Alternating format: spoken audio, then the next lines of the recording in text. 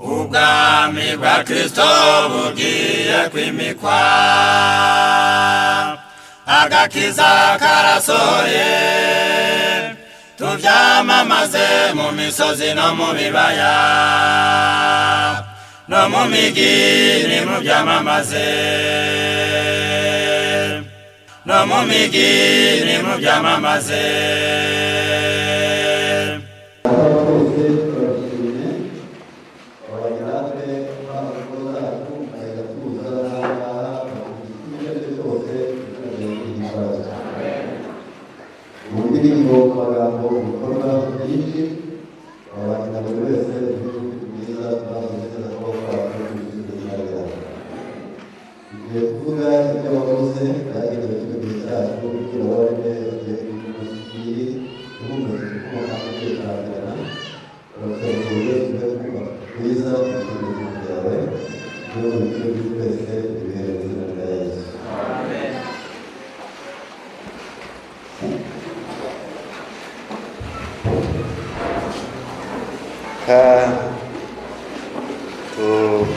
Tujyanirane aho twibwira ko buri wese ari kugerageze kumva kurikije tuza mwaba mufite, umuntu wese arasengera n'iryo mu mutima.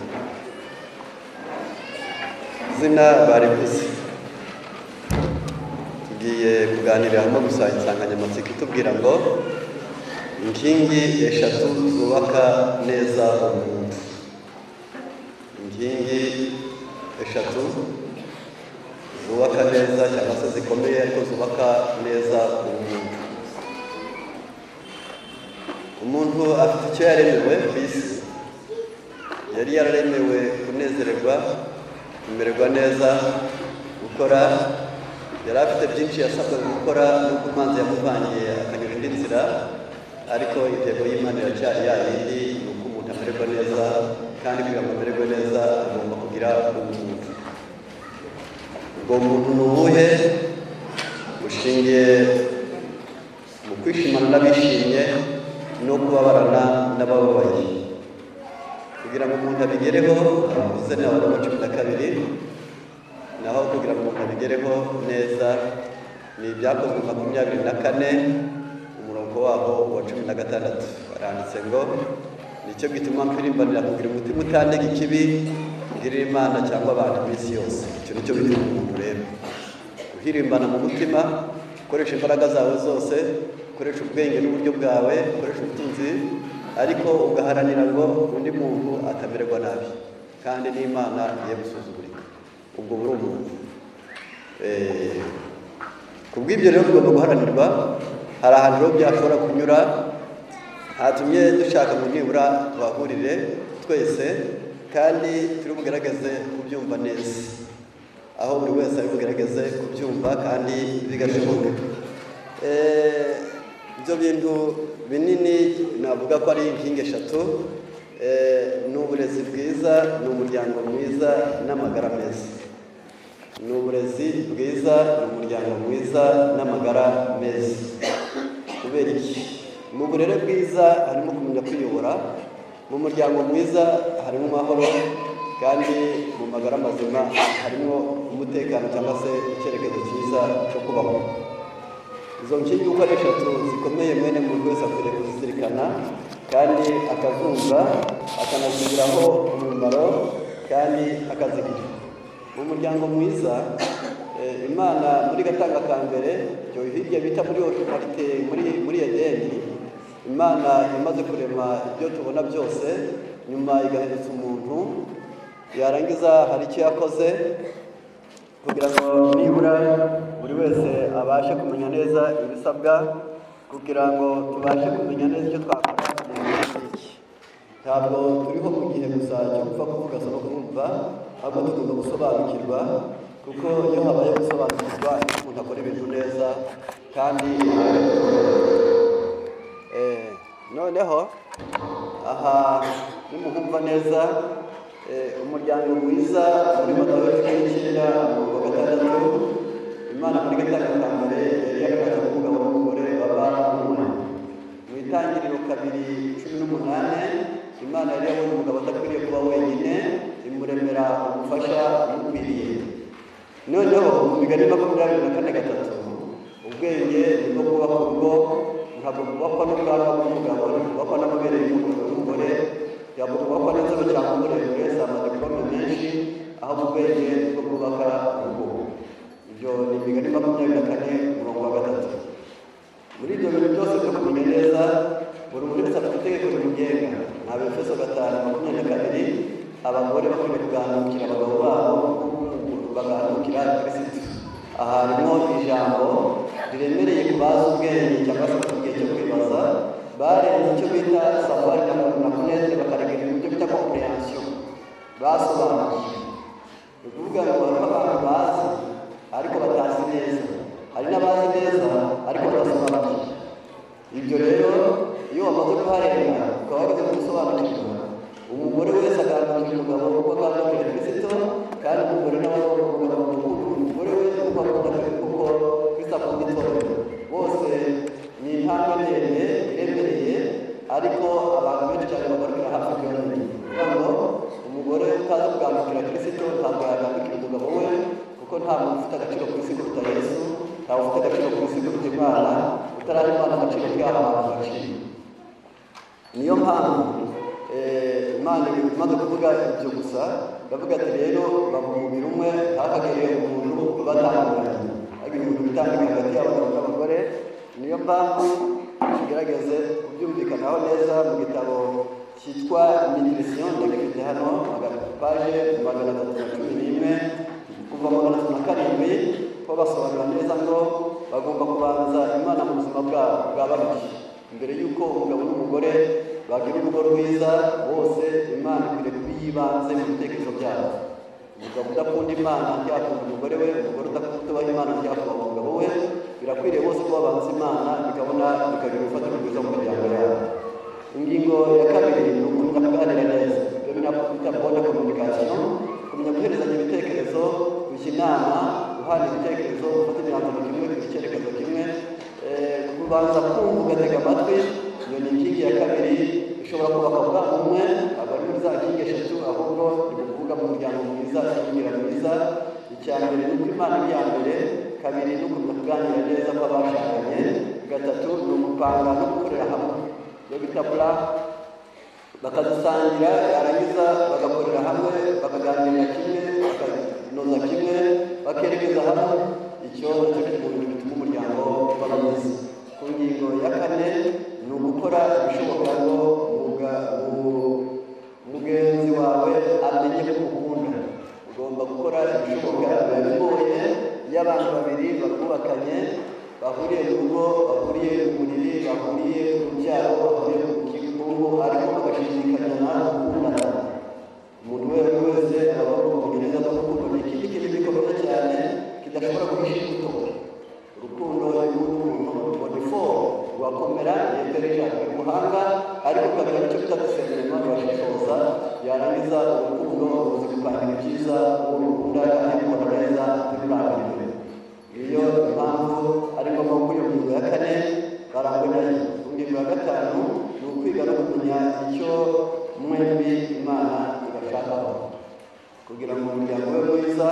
Ni aho ngaho nicyo wageraho, niyo ntego kandi nibwo buryo bwiza. Ni ukubanza Imana mu buzima bwawe babiri, ni ukumenya kuganira neza, ni ugupanga gukorera hamwe, ni ugukora ibishoboka ngo mugenzi wawe amenye ko ukunda, ni ukwiga no kumenya icyo mwembi Imana ibashakaho. Ibyo byonyine ubwabyo gusa, iyo mwamaze gukora ibashakaho bibiri, ni ukuyikorera. Icyo ni kimwe mufatanije. Kabiri ni uguhuriza hamwe, gushaka ibibabeshaho no kubifata neza. Ibyo ni byo bintu Imana ishaka ku muntu. Muzabisanga muri Zaburi 28, ko muzabisanga neza. Hari umuntu wo Uwiteka akagendera mu nzira ze zose, akakoresha imirimo we, azajya yishima kandi azahirwa, kandi yikorera gusa. Umugore wawe azamera nk'umuzabibu wera cyane ku kirambi cy'inzu yawe, abana bawe bazamera nk'uduti twerayo baguze ameza yawe. Nguko bigenda n'umuryango wabaye mwiza. Iyi nkingi ntabwo itindaho cyane, ifite intego n'icyerekezo cyatuma tuyimenya, kandi aho buri wese yagaragaza kuyumva, kuko tutayimenya neza byatugora. Niyo mpamvu mu gihe cy'iki ngiki dusabwa icyo tuyisobanukirwaho, aho nibwira nti buri wese agaragaje kumvikana neza n'ibisabwa no kuzuza ibikenewe byamufasha kugira ngo nibura ashobore. Kuko rero ntagiye kure cyane, umuntu burya afite byinshi cyane bihuriraho n'ibibiri. Umunsi ubwawo ugizwe n'ijoro n'amanywa. Umuntu afite amaboko abiri, afite amaguru abiri, nubwo n'amabere y'umugabo atonsa ariko ni abiri, n'umugore agira abiri, amaso ni abiri, amatwi ni abiri. Bisa naho abantu benshi cyane bafite byinshi bihuriyeho na bibiri, bikagaragara neza ko hari ibyo dusabwa no kuzuza, n'ubundi dusabwa kuba bibiri. Dusabwa no kurya kabiri ku munsi, icyo nacyo kirakenewe, nubwo tutiyobagije ko hariho abafite umugezi munini wo kurya ku isi, ariko cyane cyane tutiyobagije abarimo abo n'abanebwe n'abana, nibo barya birenze rimwe kandi bakabirya batabishatse, kikaba ari ikibazo. Mbese koko uko mubona uwabishatse n'utabishatse wari ukwiye kurya ibirenze kabiri n'indi, ngaho musubize ntacyo kubaye. Ariko ikibabaje, abana n'abanebwe nibo barya birenze kabiri. Ntukarye rero birenze kabiri. Imana yakubwiye kurya kabiri kandi amasaha akiri amanywa, cyangwa se bikiri umunsi nta joro ririmo, hari impamvu. Mu gitabo mfashe cyitwa Gukiza kwavuye mu ijuru, haranditse ngo manger de repas à 6 heures d'intervalle. Ijuru rya kabiri ku munsi kandi hagati yo kurya n'ukundi haca amasaha abiri. Ijuru rya kabiri ku munsi kandi hagati yo kurya n'ukundi hace amasaha angahe? Abiri. Haca amasaha abiri. Ijuru rya kabiri ku munsi kandi hagati yo kurya n'ukundi hace amasaha atandatu. Mukurikirane. Niyo mpamvu muba mwaje ngaha kugira ngo mwongere kumenya ufite kurya rero n'ibindi. Impamvu bimaze iki? Aravuze ngo ameliore la mémoire et l'intelligence. Umuntu ubikora atyo akunda kwibuka kandi akaba n'umuhanga. Icyo nicyo kintu cya mbere, niyo nyungu ya mbere yo kurya kabiri ku munsi, hagati yo kurya n'ukundi hagaca amasaha abiri. Kabiri, gatandatu, hagati yo kurya kabiri ku munsi kandi hagati yo kurya n'ukundi hagaca amasaha atandatu, bivugurura umuntu agakunda kwibuka kandi akaba n'umuhanga. Icyo ni icya mbere.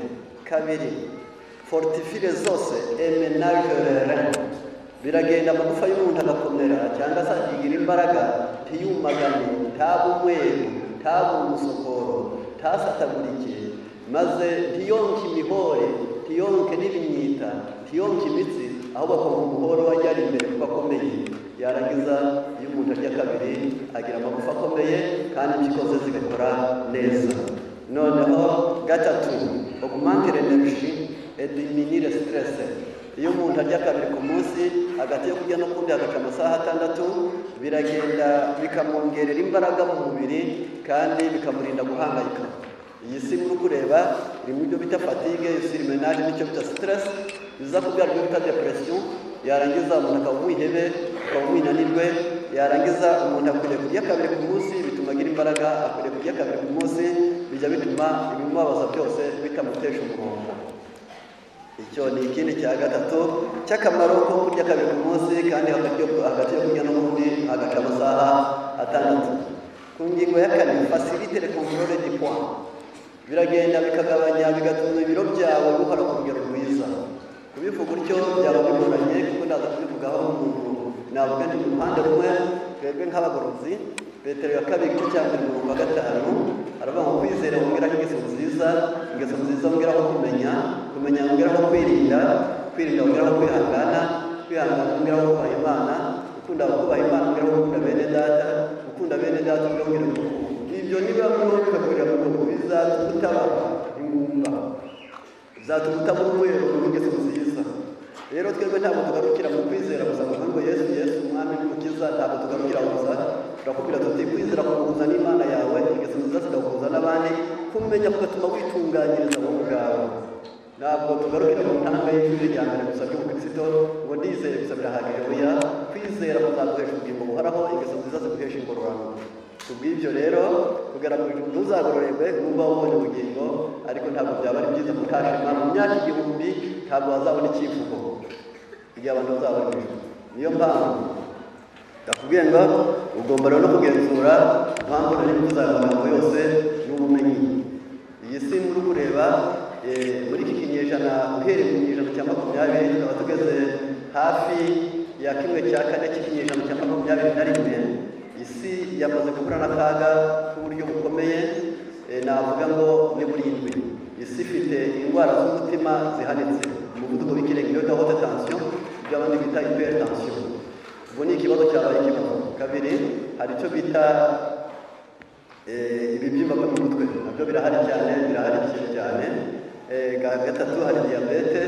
Icya kane, hari kubyimba k'umutima byo bita cardiopathy. Hirya yaho hari ibindi navuga ko bikomeye, hari umubyibuho w'ikirenga, uwo nawo wiyongereye cyane. Ntabwo bigarukiye aho, ni byinshi cyane. Rero ndavuga ku mubyibuho w'ikirenga kuko ndi kuvuga ku kindi gikomeye cyane. Uyu mubyibuho wabanje Buraya, wabanje mu Bwongereza, muri Amerika, ubanza kujya muri Argentine, yarangiza hano iwacu munsi y'ubutayu bwa Sahara, ngo muri iyi myaka ya 2022 ugomba kuba uwo mubyibuho w'ikirenga wageze munsi y'ubutayu bwa Sahara. Ubwo ni nk'aho agana Sudani mo kabiri, ukamanuka hepfo ukajya muri Sudani y'Amajyepfo, ukajya muri Kenya, muri Somalia, ukagaruka mu Rwanda, ugafata Tanzania, ugafata Uganda, Congo, Central Africa, yarangiza ukajya kuri Senegal, ugafata yitwa Gabon, yarangiza ukajya hafi muri Chad. Aho hose wagaruka hose ni munsi y'ubutayu bwa Sahara. Aho hose rero ubunini bugomba kwiyongera bukaba ikibazo, ariko ntabwo ari icyo mvuga icyo kibazo, nko kubona umubare munini cyane w'abantu bari kwirirwa bashaka ibinini ngo nabo babe banini buzura amapantaro, yarangiza akajya kurya ibinini yatanzeho amafaranga bizamumaramo amezi 18 ngo nawe abyibuhe neza, atazi neza ko hirya yo kwambara umubiri urenze imitsi Imana yaguhaye n'imihoro Imana yaguhaye n'amagufa Imana yakugeneye n'ihererekanya murage ryawe, nta kindi cyakora ubyara kiretse ko gros ventre petit cerveau. Ubwo byanze bikunze uzagira inda nini, ubwonko bwawe buzaba buto, kizaba ikibazo. Ubwo rero ubwonko niba buto, kwiyobora bizakunanira, uzangiza abandi n'ibyo bizoroha. Niyo mpamvu abantu bagomba kumenya kwiyobora. Niyo mpamvu bavuze ngo ahubwo kurya kabiri muki umunsi bizatuma ubunini nabwo bugenda ku rugero. Hepfo abo banini nabo mu gitabo cyitwa Diabete, niko cyitwa cy'ubwacyo gusa, paje yacyo ya 18, ni amapaje abanza yacyo, haratubwira ngo abantu banini 40% barwaye diyabete batabizi. Kandi ubu diyabete mu gihe gito cyane, hasigaye nk'imyaka 3 gusa. Muri 2025 diyabete yatangiye n'icyorezo mu 1985, muri 2025 uwo mwaka ubwawo statistique yo hagati gusa izahitana abantu 384,000,000. Kizaba ari ikibazo rero diyabete, nayo ni icyorezo. Abantu bagomba kugabanya ubunini, bakarya kabiri kuki umunsi, kandi hagati yo kurya n'ukundi hagaca amasaha 6. Umubyizi wo kurya mukawugabanya, dore ko nta n'umusaruro w'ibindi indwara. Ntabwo ari ngo guhinga, kandi wahinga henshi bakwandika byinshi, wagenda henshi ariko kuri ukagenda ki. Yarangiza icyo ku ngingo ya 5, diminuer cancer, le maladie cardiaque et la diabete. Iyo abantu barya kabiri ku munsi, hagati yo kurya n'ukundi hagaca amasaha 6, kanseri ntikunda kubahangara, indwara z'umutima zirabananirwa, na diabete ikabananirwa. Ubwo ni indwara z'icyorezo bikomeye gusa biriho none. Bisaba ngo urye kangahe kabiri ku munsi, hagati yo kurya n'ukundi haca amasaha angahe. Ubona benshi batangiye kurakara, abandi bifashe ku munwa, nta kundi birancitse, ariko nta kundi bigucika usigarana amagara, kuko nibwo buzima bwiza. Kuko nta gihombo kirimo, sibyo? Hari ubwo isafuriya izakorega, hari ubwo ibiryo bizakorega. Ni byiza kurya kabiri ku munsi, kandi hagati yo kurya n'ukundi hagata amasaha angahe? 6. Aha ntabwo ndi buhatinde cyane, mfite impamvu yatumye. Yarangiza ndajya ku burezi bwiza. Uburezi bwiza hano ndahagaruka. Icyo nashaka kuvuga, umuryango mwiza burya baranarya, umuryango mwiza burya bararya, umuryango mwiza burya babana neza, kuko izo nshinga uko ari 3 zikomeye zigomba kwitabwaho na buri wese kandi akaziha agaciro. Ndagira ngo ntagiye kure cyane rero mvuze ngiye ku burere bwiza umuntu iyo yarezwe neza mu gitabo cyitwa Maîtrise page ya 11 aratubwira ngo bamwigisha kwiyobora, kubaka umuryango, kubana neza n'abandi, kwiyumvisha no kumva. Iyo umuntu yarezwe neza yabonye kutabone education, iyo warezwe neza urangwa no kwiyobora wowe ubwawe ushobora kwiyobora mu buzima, uhora usa naho uri n'inkinga ahubwo nawe ukavuga ibintu birakwiriye bikwiriye. Iyo warezwe neza Bibiliya mu migani 24:6 menyereza umwana inzira akwiriye kunyuramo azagenda asaza atarayivamo. Menyereza umwana inzira akwiriye kunyuramo azagenda asaza atarayivamo. Ni imigani 6:20 aravuze ngo nuryama bizakurinda, nugenda bizakuyobora, nukanguka bizakubwiriza, kuko itegeko ritabaza kandi hanatuhura ari inzira y'ubugingo. Ahangaha namugahuza ndagira nti mubyumve neza. Iyo umuntu yarezwe neza akora azi kwiyobora, iyo umuntu yarezwe neza yiyubaka umuryango, iyo umuntu yarezwe neza abana neza n'abandi, agira icyo bintu bita sociability, yarangiza agira ibintu bitatu bikomeye ibyo bita valeur sociale, valeur morale, valeur religieuse. Icyo ni igitabo cyitwa Itinéraire kuko kuri paji ya 99 atubwira ko umuntu iyo yarezwe neza amenya guha abandi agaciro, akamenya gutunganya ibimureba, akabana n'Imana neza. Nibyo byari ibintu bikurikira: kwiyobora, kubaka umuryango, kubana neza n'abandi no kwiyumvisha. Buriya biba bikomeye kubona umuntu ushobora kugira ibintu ariko wambaye nabi ngo mbego birakureba, yarangiza ati uburenganzira bwawe, uburenganzira se ko kurengera inzira nyine kubaha amahirwe arimo aho ndugira ngo uba wavuze aho suko wereka ururimi bagucanze ukigira ngo uburenganzira egare n'umuntu uyu uwo wataye inzira nyine bakakurekera iki? Ese muzo kwataye inzira ihera yo kwera cyangwa umushoferi wamushingirayo uyu ujye mbona kuzirikana neza ko uburenganzira bwawe uburenganzira bwiza iyo budahungabanya abandi.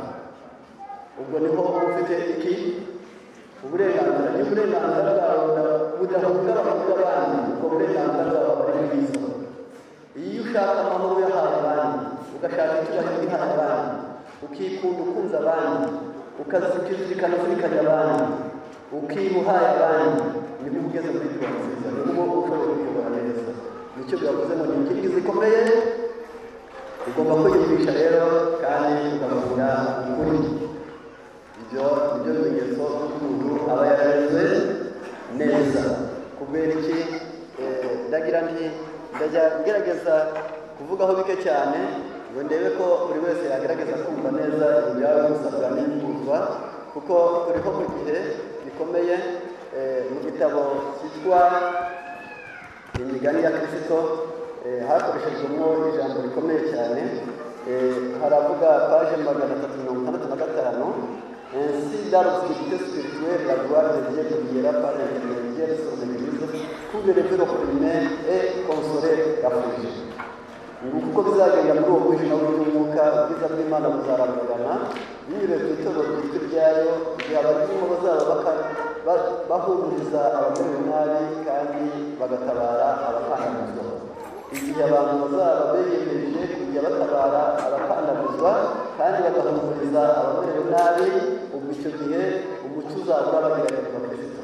Igihe umucyo uzigisha ko byanze ugomba gutabara umerewe, utabara ukandamizwa agahumuriza ubabaye, ubwo abantu bazaba bageze ahantu heza. Kedama ndetse autour de nous ati ese n'imitima ingana iki ibabaye ituzengurutse. Notre tâche est de venir à l'œuvre et de les soulager dans leurs souffrances et leurs misères. Inshingano tw'abakozi dufite ni ukuza kumenya ni ugufasha no gutabara abamerewe nabi ndetse abababaye n'ababashigikira. La pratique de la bienfaisance sera beaucoup plus efficace que tous les sermons du monde. Ubwo umuntu azaba amaze guhagurukira gukorera abandi byiza, gukora neza bizahindurika ibibwiriza byose byabwiriwe mu isi. Ndasubiramo: gukora neza, kugira neza, gutabara, gufasha, kunganira kugoboka bizarushira imbaraga iruta ibibwiriza byose byabwirijwe ku isi. Ni Matayo 5:16, nibabona imirimo yanyu myiza bazahera ko imbaraga zo bo mu ijuru. Harakomeye hati nous devons donner du pain à la famille, des habits à celui qui est nu et un abri à celui qui est sans objet. Tugomba kugaburira ushonje, tukambika uwambaye ubusa, kandi tugacumbikira cyangwa se tugahahaba utagira haba. Nous sommes appelés à faire plus encore. Hirya yo kwambika uwambaye ubusa, hirya yo kugaburira ushonje, hirya yo gucumbikira guhaha kuba utagira haba, hariho ibindi byiza dusabwa. Ibyo byiza se mu gihe aravuze ngo c'est l'amour de Jésus pour nous. Subvenir aux besoins de l'âme. C'est l'amour de Jésus. Gukunda Yesu bizatabara uri mu makene. Si le Christ demere ahantu yokere rero Yesu naramuka atuye muri twe, imitima tuzasenderamo dine divine sympathie. Muri twe hazamurwa nyinshi. Iyo Yesu atuye mu mutima, ikimenyetso ntabwo ari wabona ngo wabone ko cyangwa umusazi wabone ahubwo ngo nizo zigaragaza. Iyo Yesu atuye mu mutima, refati elle source d'un amour fervent comme les cieux seront ouverts. Icyo gihe urukundo rugurumana rumeze nk'urwe ruzagaragara.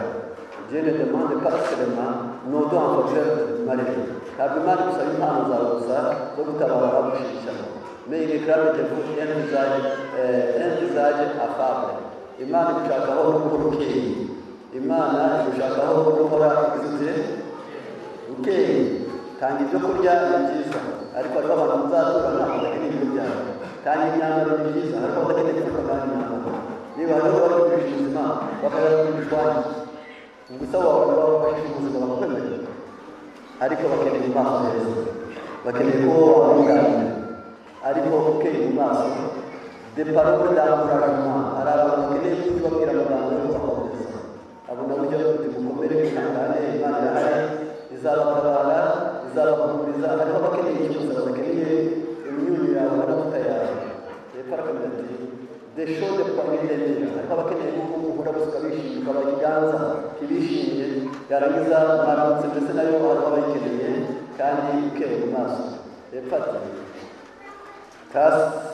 kaje gagerisa n'amarara. Iyo Yesu yabakeje akije abarwayi dere konserene, hari aho yagaragara yarangiza akabaha ikiganza. Rero mbese mwene muntu akeneye byinshi kuri wowe. Hariho abadakeneye ibyo gusa n'imyambaro, hariho abadakeneye gusurwa gusa, hariho n'abakeneye gusa ngo basure, hariho abakeneye ngo basekere, hariho abakeneye ngo bamwiyurire, kandi noneho n'abamwiyurira nawe ukumva. Ndatanga icyitegererezo ukoresheje ibyo navuga ngo connaissance scientifique. Iyo umuntu agerewe guseka mu mbuto z'umwuka n'ibyishimo, urukundo, gukiranuka, kugwa neza, kwihangana, kwirinda n'ibyishimo. Ibyishimo nabyo ni imbuto y'umwuka. Iyo umuntu yishimye rero ajya aseka. Iyo asetse bigenda bite? Mu masaha umuntu agenewe gusinzira agera mu 8:30, kuva saa 3 kugeza saa 11:30, birasaba ko noneho bucya ukaba uyakuye muri ya yandi 24 ku munsi, ukaba usigaje amasaha 16 kuri bamwe, abandi usigaje 15 n'igice. Yarangiza ayo masaha asabwa gukuramo amasaha 8, andi akaba gutekereza, koga, kurya, kwicara. Yarangiza aya masaha 15 cyangwa 16 ugomba kuyaseka mu inshuro 14. Yarangiza ugaseka mu inshuro 10 yaho yaho tujyana mushiki wa cyangwa hejuru. Sawa murakoze. Ugomba guseka mu inshuro 14. Izi nshuro 14 zikangana bazirundanya uko wasetse umuvuduko wakoresheje itese guseka ikangana n'iminota 15. Umuntu wasetse iminsi buri munsi akagira ibyishimo bituma aseka ku munsi. Yarangiza agaseka inshuro 14 muri ya masaha y'ijoro, ahubwo ya masaha yo kutarabamagana hasi kugeza mu rukerera. Yarangiza aya maseka ubwayo atuma umuntu atagira ibyo bita deterioration psychologique. Ntabwo ubwenge bwe buyoyoka, ahorana asaza afite ubwenge bwose. Kabiri, amagufa ye ntabwo agira ibyo bita osteoporose, ntabwo amungwa, arakomera y'ubwariza. Ni byiza. imitsi ye ihora itoto nta gice cy'asekererose. Yarangiza ubwo ni akandi kamaro ka gatatu ko guseka. Kane, uyu muntu umutima we ugatera neza, ibyo bita hypotension, amaraso azamuka mu mutima ntagire intege nke, hypertension, yarangiza amaraso amanuka mu mubiri ntagire intege nke, yarangiza ntarware umuvuduko. Uyu muntu useka bye asinzira neza kuko agira guseka akaruhuka, nayo ni arima sedative, uramuka imitsi yumva yarangiza ikaruhuka. Yarangiza mbese reka turebe umuntu waba yarigeze akeneshwa no guseka kugira ngo tumuze muri guseka. Hariho guseka byahabaye ahubwo kumutera igikundiro ngo uko bigenda akora icyo bita yongera ingingo nziza y'urugero rwiza. Yarangiza digestion yawe ikagenda neza, imyanya igogora yawe amara urwagashya igifu agasabo k'inyurwe mu muhogo n'inkume, ukunde kunigwa ukanwa n'inkume, unaniwe kubura amazi amacandwe yo kuvanga ibyo kurya. Yarangiza guseka ni byiza, byongera amashereka kubonsa umwana mu nda bimwongerera ibiro. Yarangiza kurundi kunavuga kumutwite. Hirya yaho abantu baseka ntabwo bari by'ubwonko, yongera ubwabo gusa. Niyo mpamvu Imana yabonye mu mbuto z'umwuka yashamo n'ibyishimo. Rero kubw'ibyo nicyo gituma umunyezaburi yavuze ati nzajya nsinzira nizigiye Uwiteka wenyine nimwumva amahoro. Nzajya nsinzira ariko nizigiye kuko Uwiteka wenyine ari we hagati. Mbese uko mujya mubona ko mu rugo isi yuzuye icyo bita amarembo y'amavuta, isi yose yuzuye abarakari, amoko arakariye ayandi, imiryango irarakariye, mu nzu ubwaho aho tubishimira, ku ishuri mwarimu utishimira abanyeshuri, umwarimu utishimira diregiteri, yarangiza umusirikare muto utishimiye umukuru nawe utishimiye umuyobozi wo hejuru. Abantu bose bafite ikibazo, iyi ni jenoside y'amavuta. Yarangiza bigaragara neza ko abantu batuwe neza. Kubw'ibyo niyo mpamvu dukeneye kwiga tukakira Imana mu mutima. Yarangiza ikaduhuka abana tukagira zina mbuto z'umwuka. Burya ni ingingo ya kabiri yo kurerwa neza. Umuntu abeho hari icyo yimariye, umuntu abeho hari icyo amariye abandi, umuntu abeho hari icyo amariye Imana, umuntu abeho yishimye.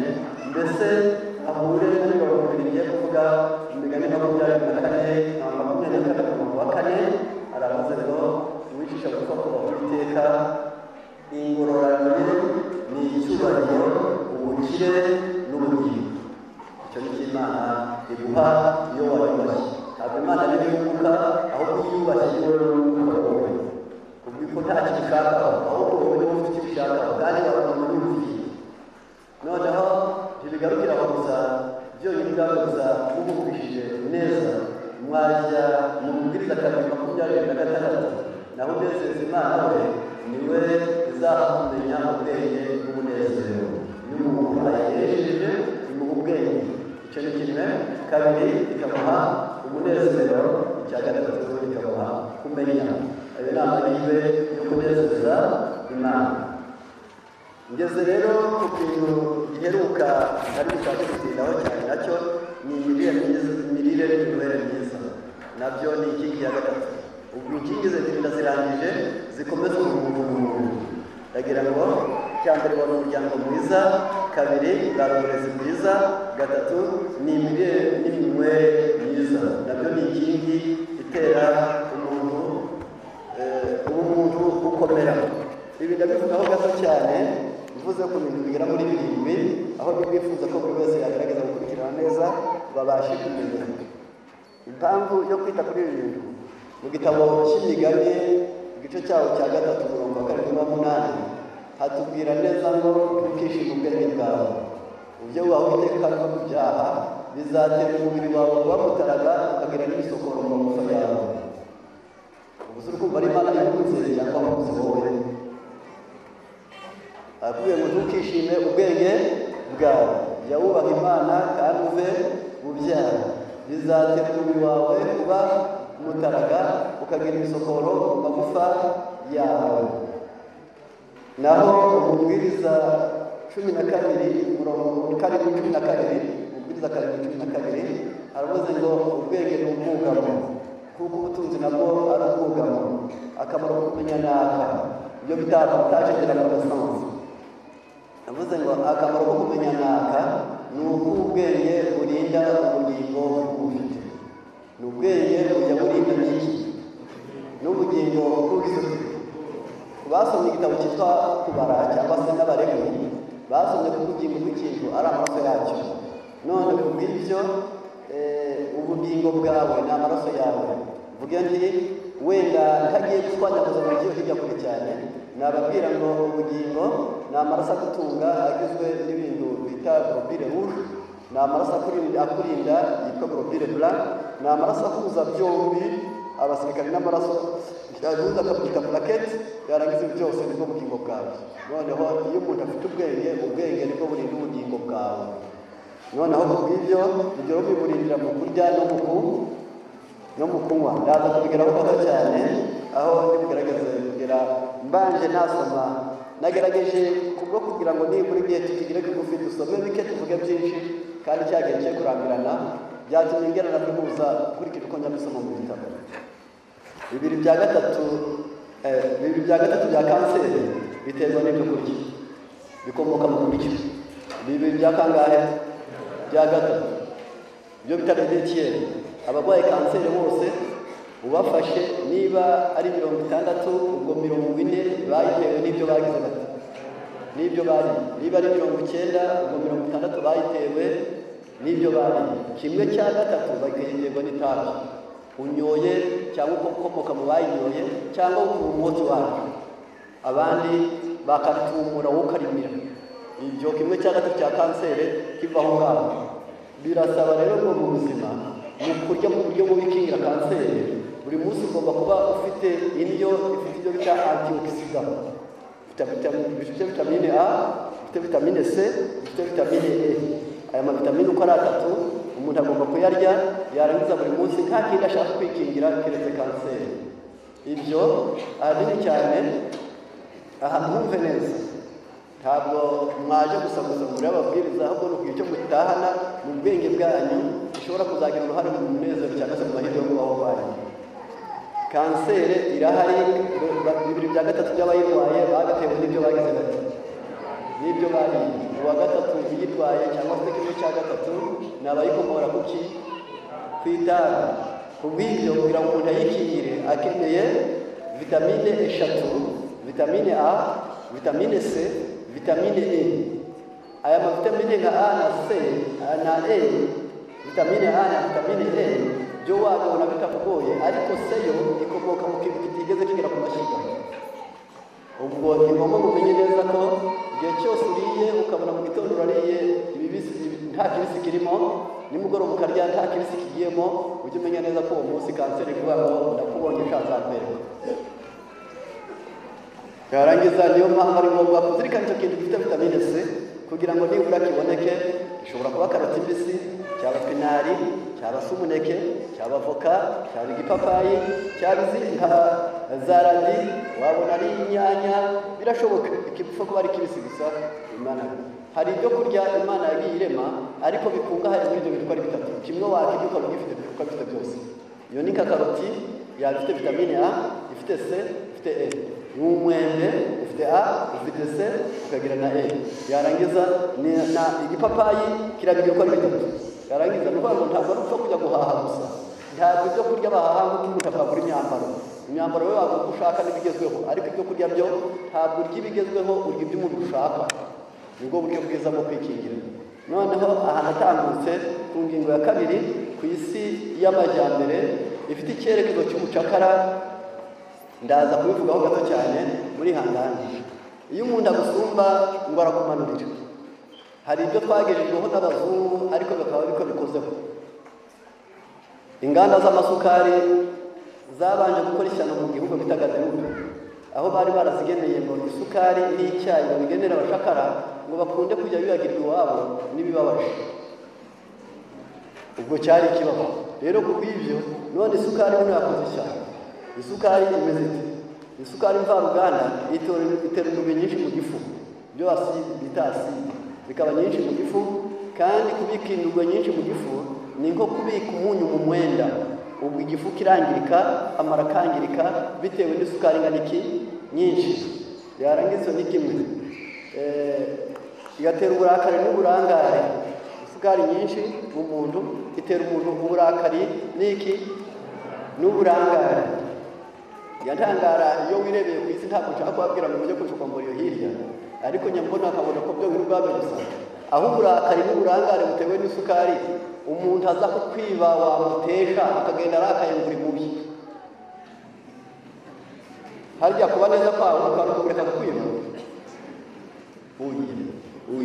n'uburangare ntibifite umurongo byonyine ubwabyo. Ubwoko bwira ubundi ngo mureke tubice maze yarangiza ngo asigaye ngo niwo mubano mwiza, hari ubwo bishoboka. Isukari itera uburakari n'iki iyo yora ubwenge ikora icyo bita deterioration psychologique, imara mu muntu be ya mbere gahunda mu buzima zigashira. Iyo nje ndi gutembera ndi kwiga ndi gusoma byinshi haba n'ibyo nsoma mu bitabo nkabanje njye kureba ko icyo bavuze kijya kugira ingaruka ariko bigenda. Baravuga ngo jya utembera mu gitondo kare na nimugoroba utaribwira cyane ngo maze urebe abasore n'inkumi. Nubona umusore wifumbase mu gitondo ari kugenda buhoro, ukabona n'umukobwa nawe uri kugenda buhoro mu gitondo kare, ukabona umuhungu n'umukobwa nimugoroba bari kuzerera, ngo ujye uhera ko wandike ku muhungu ngo wamunebwe we, ngo ku mukobwa wandike ngo wamunyamwanda we, kuko ayo niyo masaha yo gutunganya umuhira, ayo masaha niyo masaha yo gukiza ubuzima. Niyo mpamvu mu gitondo ntabwo bahapfusha iki bavuga ngo rezere di matese dero, amasaha ya mu gitondo ni izahabu. Abantu b'intwari b'abahanga niwo munsi basoma, niwo munsi bakora, niwo munsi bapanga. Ayo masaha ntapfushwa gusa keretse indangare gusa. Noneho kubw'ibyo aho ntabwo ndi buhatinde cyane. Iyo yora ubwenge isukari bigatuma umuntu wari umuhanga ukabona uwari uzi ibintu nka 50 ukabona asigaye ku 10, uwari uzi gupanga no gupangura neza ukabona asigaye ari kujya kurya mu mwanya wo kuba maso, ukajya kurya mu mwanya wo gushaka ibyo kurya, ugasanga ni indangare iteye ubwoba. Rero kubw'ibyo wabisanga mu gitabo cyitwa Intekerezo imico n'umuntu paje 103, kandi muri 2025 diyabete izahitana abantu 384,000 zikomotse ku mirire mibi, ku isukari nyinshi, ku mubabaro mwinshi. Ibyo abantu benshi cyane bazagira ikibazo. Uwo mwaka ntabwo azaba ari icyorezo cya diyabete gusa, ahubwo uzaba ari icyorezo cy'uko abantu b'igitsina gore muri 2025 bazaba banifite aya mabere yombi, bazahabwa prix Nobel yo kurya neza. Ntabwo ubonye mubishije muranyumvishe uko mvuze, ntabwo mubishije. Imirire mibi iriho none y'igitsina gore idahura na soya n'inyanya. Isoya n'inyanya bikwiriye kuboneka 3 mu cyumweru ku meza y'umugore n'umugabo. Ako niyo bita mwaye niko niko rugero rwo hagati. Nibiramuka bitubahirijwe ngo umugabo n'umugore barye inyanya na soya 3 mu cyumweru bihinduke gahunda isobanutse, ngo umugabo abarwaho nibura ibisate 10 by'inyanya mu cyumweru, yarangiza umugore nawe abarwaho nibura ikirahure kimwe cy'ifu ya soya mu cyumweru, bizabyara ikibazo ko abagabo icyo gihe bazaba bafite prostate nyinshi kandi abagore bazaba bafite indwara z'amabere nyinshi. Abenshi ngo bazaba baraho ahubwo amabere yaraciwe, kandi abagabo nabo bazaba basigaye, abatazaba bari kwihagarikira mu ibondo barabapfuye, bazaba barabapfuyemo diyabete cyangwa benshi barishwe n'iyo prostate. Niyo mpamvu ari ngombwa ko abantu bamenye neza ngo iyi si ntabwo turi mu mukino wayo, tugomba kuyibamo, ariko dusa n'abantu bari kunyura ku kiraro cy'igiti kimwe. Attention, umuntu wese agomba kuba maso, ntabwo turi mu gihe cyo gukina. Wenda ntagiyaho cyane ngo nje mu gitabo n'ubundi mfite ahangaha mu ngingo ngufi cyane bavuga icyo bita bakoreshejemo ijambo, navuga nti wenda buri wese agerageje kubyumva neza kugira ngo ushobore kwirinda prostate cyangwa indwara z'amabere ku bagore, prostate ku bagabo. Hakeneye imboga bita pavuro, hakeneye ibyitwa inyanya, hakenewe imiteja, hakeneye utwo bita kurujete twaduhaza. Ubwo nibwo buryo bwiza. Uyu muntu ari hano bavuze ati n'uburiye pas la prostate monsieur. Nibyo jambo bakoresheje hano kuba wumva igifaransa. N'uburiye pas la prostate monsieur.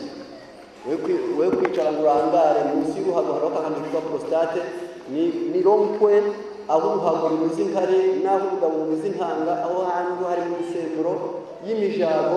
Uzirinde ko habyimba cyane, ariko hari impamvu zatuma umuntu ahagwara. Bwa mbere ninde wahatebutsa? Ni igihe umudamu wese yiga guhaha bigeze saa 12 ya nimugoroba aba ari gutebutsa prostate ku mugabo. Bisaba ko ayo masaha ahubwo umugabo agomba kuba yarangije kurya. Saa 10 akaba yarangije kunywa, saa 12 akaba yarangije kurya, kugira ngo naryama saa 3 aba yamaze kwituma, abyuke mu gitondo ajya kwiyuhagira no kwihagarika, ariko atigeze abyuka mu gicuku saa 7. Uyu muntu wese uwo les besoins izi primaire izi besoins zibanza zo kwihagarika no kwituma, iyo zije muri saa 6 saa 7 saa 8, ari abagore bagwara uruhago, ari abagabo bagwara prostate. Niyo mpamvu kurya kare aribyo byagenewe kugira ngo umuntu ajye arya hakiri kare. Ariko mwibuke ko ibi kuvuga, muzasoma igitabo cyitwa Umugenzi cya mbere, muzasanga hariho ikigo cyitwa ngo abasinziriye n'aburiye inkike. Abasinziriye n'abagize bati abari buriye inkike n'abataranyuze mu nzira ngo yari ndyarya mu mihango y'idini, naho abari basinziriye yari gutera uhangara na muswa. Ubwo rero hari igihe uvuga ko ibi byose atanga ariko nabo barakabye, babira byose ngo ndawe biva musa yarangiza kuvuga uzabivamo, ariko ahatana n'intwari n'ikuzimu ukuzajya. Ugomba kwitonda cyane, ukahafata neza, ugafata neza ubuzima bwawe. Bisadiki kugira ngo nibura umuntu ashobore kumenya neza uko yakwikingira, uko yakwirinda, uko byagenda. Baravuze ngo sur la base de ces études, les étapes suivantes peuvent nous aider à réduire les risques de développement de cancer de la prostate. Hakurikijwe uko abantu biga, izi nzego tugiye gusoma zadufasha mu gukereza iterambere ry'indwara ya prostate. Twakora iki? Une consommation abondante de tomates. Tuzajya dukoresha inyanya kenshi, ni ugukereza iterambere rya prostate. Manger de noix ou en particulier celle de Brésil. Uko bita za noix zirahari cyane muri za alimentation tuba turimo cyinshi cyane. Gatatu, consommer des céréales à 100% intégrales. Kugira ngo umuntu akereze prostate akwiye kurya ibinyampeke biri muri à 100% intégrales. Ubwo ni ukurya impungure kwa kundi zimeze, ukarya impengeri z'amasaka, ukarya imbuguyu z'ingano, ukawukorera umutsima w'uburo, yarangiza ibyo mbese biri à 100% intégrales. Utigeze guhura ngaha. Ibyo bintu birakenewe. Mwaba mumanutse hano hepfo ku mujyi mugiye gushaka umukati ufite bita pe complet, yarangiza ukawureba ukawukoresha, ukareka pebla kuko iteye ikibazo muri kino gihe. Yarangiza ku ngingo ya 4, utiliser de lait de soja.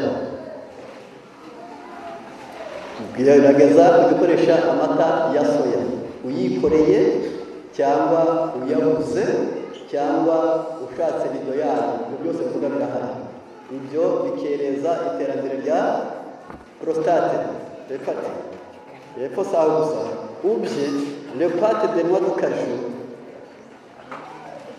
au lieu de fromage. Mu mwanya wo gukoresha fromage ukoresha soja ndetse na noix de cajou. Ubwo ni uburyo bwo gukereza indwara ya prostate. S'exposer chaque jour à la lumière du soleil matinal pendant 15 minutes.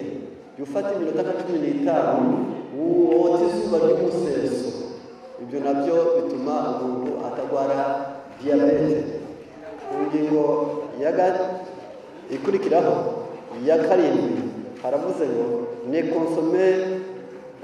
consommer des suppléments de vitamine D que sous contrôle médical. Arangiza imiti yo mu rwego rwa vitamine D tukayitwa ko uyu mwaka yose muganga imiti wowe attention ugapfa kugura vitamine D kuko yakwiraho ingaruka. Fati consommer généreusement des crucifer yarangiza ugaragaza gukoresha byo niba gusa witonze ibintu byo mu rwego rwa za inyanya onyo tungurusumu yarangiza ibyo bintu uzagerageze kubikoresha. Ndagira nti hatabayeho kubitindaho cyane consommer des fruits et végétaux orange et pomme bigaragaza kurya imbuto ariko cyane cyane n'ibindi bimera bifite ibara ry'umuhondo ndetse n'iritukura. Ibyo ndagira nti faire un examen annuel de la prostate. Bagabo rero uko umwaka utashye mujye musuzumisha prostate zanyu murebe ko zitabyimbye. Abakunda agacupa niko bazigaye kuva muri kino gihe agatama mugabanye ikintu cyose gitera kwihagarika cyane gishobora gutuma prostate inanirwa. Niyo mpamvu ibinyobwa byose bitari amazi munywa bike, nta kivi kirimo urimo ntacyo bitwaye uzamubike kwesa amazi iyo wemerewe litiro imwe n'igice. Ubwo nibwo buryo bwiza. Ndatambutsa aho ngaho ntabwo batinda ku ngingo ya gatatu urya inyama nyinshi asa. Iyo umuntu ariye inyama nyinshi buriya inyama ni ugukuraho swa. Inyama ni inyamaswa uzi. Iyo ugiye ku ntambwe bita ngo nusome seke numanjo, ubwo hirya yo kurya inyama nyinshi uba ugomba kurangiriza mu kuba inyamaswa. Yarangiza kandi kuba inyamaswa ni homme sans conscience, ugiye kuba umuntu utiyumvisha.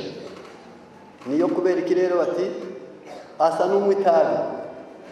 Iyo umuntu ariye inyama yokeje imwe gusa mu rugero rw'ibyo bita benzopirene biba mu muntu byonyine ubwabyo gusa, bashobora basanga umuntu wariye inyama y'umuhoro we wokeje bagasanga afite benzopirene ingana n'amasigareti 600. Ubwo bikagaragara neza ko nubwo atanywa itabi akaba ari umukristo ariko afite imiterere y'iki. Ibyo zihembura umutima wa kinyamaswa, umutima w'ubugome, umutima udacisha, umutima utatepanga n'abandi, umutima udashakira ibandi byiza uriyongera. Yarangiza urugimbu rwazo rutera gute. Ubu hari indwara nyinshi cyane za gute zitewe n'ubwo rugimbu rukomoka ku nyamaswa. Ibibyimba icyo ni igitabo cyitwa Philosophie de la Santé. Ku ngingo ya 4 ni obesity. Ndagira ngo byo nabirangije naberetse neza ko umubyibuho ubeze nabi mu isi muri kino gihe, aho 40% z'ababyibushye barenze urugero bashobora kuba bafite diabete, aho tugeze no ku ntambwe y'ubugoryi yo kujya kuri ibinini bibyibuhisha ngo umuntu nk'uko yakuzura imyenda. Ibiro byawe wongera niyo ndakugurishaho urajya kuri imiti y'iki yonyine ubwabyo gusa kikaba ikibazo. Ku ngingo ya 5 tubitaho cyane ni inzara itewe n'intambara z'urudaca n'izitera ikibazo ku isi. Izi ntambara z'urudaca ziri ku isi nazo zitera iki? Inzara. Abahingaga nibo bacuruza, abacuruzaga nibo bari guca inshuro, abari guca inshuro nibo babandi bagurishaga imboga, yarangiza nibo bari gushaka gufunga nibo bazigurishaga. Ubwo inzara nikiyongera bikatera ubugwingiri mu ngingo, kunanirwa kwiyobora mu buzima, kunanirwa ishuri ku banyeshuri n'indwara ziruhije kuvura. Izo nizo ngaruka z'inzara. Abantu benshi cyane bararya ubwoko bumwe bw'ibyo kurya, yarangiza bigatuma bagira amaraso akennye. Ku ngingo ya 6 ni ukurya nijoro. Nabyo ni ikindi nacyo kibaye ikibazo. Kurya ryari nijoro. Ni umubwiriza 5:17 buri gihe arira mu mwijima, cyakuramo n'uburibwe, uburakari no kurwara. Niko byanditswe aho ngaho no kuzumurongo umubwiriza 5:17. Nijoro ntabwo hagenewe kurya, ahubwo hagenewe kuryama. Rero kureba hagenewe kuryama nawe ugakuraho ugashyiraho kurya gusa. Ni ukuryama. Ni imirimo ibiri, kurya no kuryama bigize birangana ariko ntibibana. Kimwe kimukira ikindi nk'uko amanywa yimukira ijoro cyangwa ijoro rikimukira amanywa. Rero ku bw'ibyo aha abantu babyumve neza binaniza impyiko. Ahangaha mubyumve neza, kurya nijoro bituma abantu bagira impyiko z'inyantege nke. Kabiri, binaniza umutima, kubyimbisha prostate, aho ni ku bagabo. Haragiza kuyobya ibitotsi. Abantu barya nijoro ibitotsi byabo bikunda kuyoba, yarangiza ugasanga ariho ariko adasinzira bihagije, kandi aho gusinzira ari repos récréateur. Iyo umuntu asinzira ni ikiruhuko gisanura umubiri, cyongera kurema. Niyo mpamvu ugomba gusinzira amasaha meza yagenewe ijoro bikakubera byiza. Noneho indi ntambwe iriho none mwibuke ko turi ku ngingo gusa bitwa inkingi 3 zitwa gufata neza ubumuntu. Nicyo turuganiraho. Kubwirirwa kenshi nabyo byabaye ikibazo. kubwirirwa bingana iki? Kenshi bamwe ari ubwinanirwe, abandi ari inzara, abandi bakoreye ingo zabo, abandi ari ugushaka nabi, abandi ari ubukene, yarangiza bigatuma bashobora kubwirirwa. Kubwirirwa rero bitera igituntu kuri benshi. Kabiri, abandi ni umunaniro uhoraho. Gatatu, ni ukunywa agacuho kenshi bita sirimenage. Kane, ni ugusaza vuba vuba. Ntabwo muri kumva neza. Ndi kubabwira nti ngeze ku ngingo ya 7 yitwa ingaruka yo kubwirirwa. Kwirirwa utariye, kubaho utariye, yarangiza ibyo igituntu kigufata vuba mu buryo bworoshye. Ukagira umunaniro gato cyane, wasoma ukamunaniwe, wagenda ukamunaniwe, wakora ukamunaniwe, wavuga ukamunaniwe, waba uri mu nama ugasanga uti munyumvire, namwe mureke mbabazi. Nicyo gituma mu n'ibitekerezo bya none ujya ureba ngo pourquoi d'état belliqueux comme ça, kubera ko hari imyuka y'intambara nk'ubu, ngo ce sont des pensées qui viennent dans l'après-midi. Abantu benshi cyane bafite ibitekerezo biza nyuma ya saa sita, ntabwo bafite ibitekerezo byigeze bitekereza neza mutatuje mu gitondo, bigatuma bapanga ibishobora gusenya aho gupanga ibyubaka. Kubw'ibyo kikaba ikibazo. Niyo mpamvu bavuze ngo kubwirirwa kenshi bitera igituntu, kubwirirwa kenshi bitera umunaniro, bigatera kubacuho, bigatera gusaza vuba vuba. Ibi ndi kuvuga gusaza vuba vuba ntabwo bivuze ngo ubone nko kurukura ngo ubone ko mbega afite imvi nyinshi nawe ashaje vuba vuba.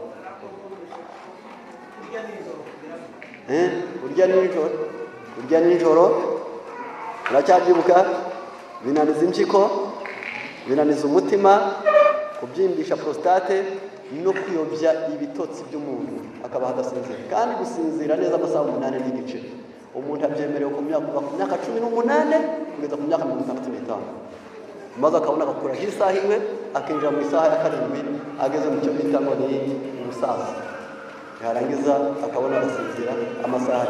Rero kubwibyo nari ngeze ku ijambo ukuntu kubwirirwa bitera gusaza vuba. Rimwe na rimwe hari aho njya yarangiza akaganira n'abarwayi, njya mbibona ngatanga umwanya. Hari n'igihe bishoboka ko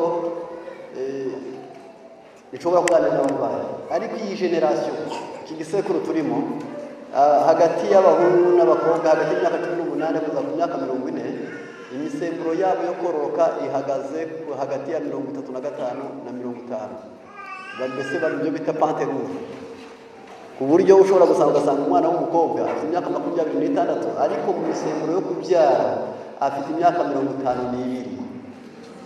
Noneho yagera kwa muganga bakamubwira bati rero imisemburo yawe yarashize, yarangiza akazarira nta kindi cyabiteye. Yagiye ku ishuri atariye, yagize ubutamo gushigisha, yagiye ku ishuri acumbitse ahandi batamuhaye igikoma, yanze kubyuka karekare ngo ashigishe, ahubwo akabaza nyina ngo mbe igikoma kigeze. Noneho inzara iragenda. Abandi benshi cyane bari kuri mode ngo no kugarira taje, yarangiza kandi umukobwa yubatswe no kurya, ntabwo yubatswe no kutarya. Kubera iki?